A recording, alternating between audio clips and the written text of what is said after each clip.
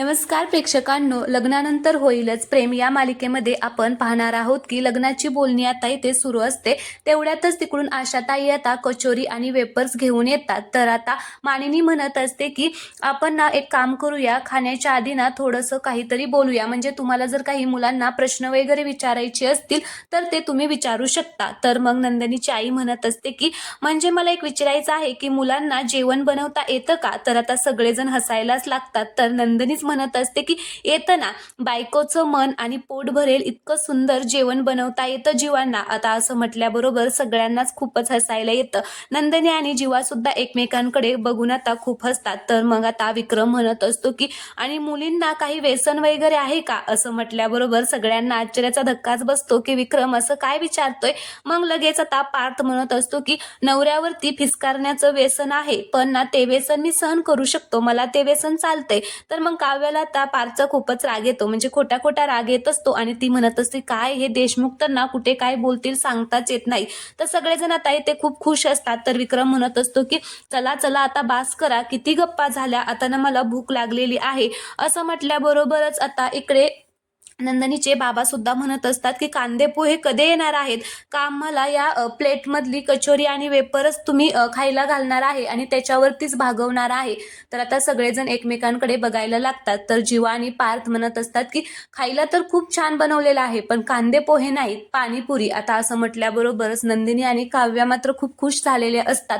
तर जीवा म्हणत असतो की आमच्या बायकांना पाणीपुरी खूप आवडते, काय आवडते ना? असं म्हटल्याबरोबरच त्या दोघीही आता लाजून खालीच मान घालतात आणि एका झटक्यातच आता हे दोघे त्यांच्या जवळ जाऊन पोहोचतात. तर आता विक्रम म्हणत असतो की अरे काय, आता तू मोठ्यानेच ओरडतो.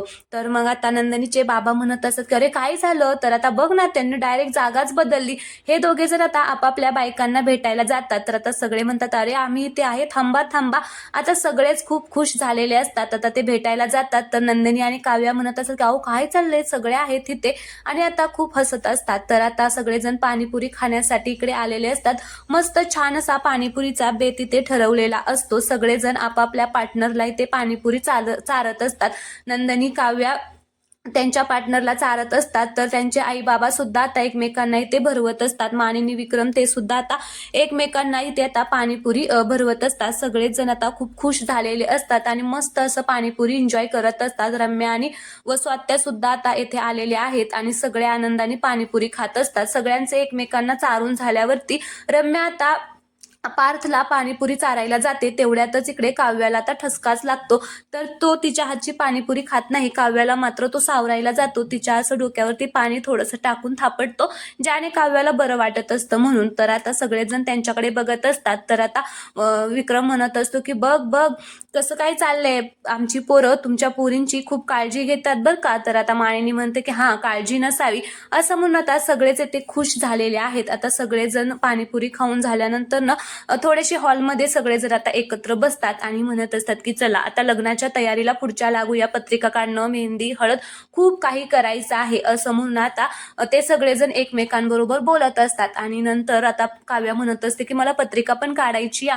तर सगळे पार्थ म्हणत असतो की अरे आपण 8-10 लोकातच लग्न करणार आहे, मग पत्रिका कशासाठी? तर काव्या म्हणत असते की नाही नाही, मला पत्रिका हवी आहे, म्हणजे मलाच नाही नंदिनी ताईला सुद्धा पत्रिका हवी आहे. आम्हाला ते ऐकायचं आहे की कसं बोलणार, म्हणजे कसं लिहिलेलं आहे ते सगळं मला वाचायचंय. तर आता मग सगळ्यांचं ठरतं की ठीक आहे पत्रिका काढूया आणि मग सगळेजण आता आग्रहाचे निमंत्रण सगळ्याला देणार आहे, लग्नाला यायचं हा. तर चला, हा व्हिडिओ तुम्हाला आवडला असेल तर व्हिडिओला लाईक करा आणि लग्नाला तुम्ही सुद्धा या. धन्यवाद.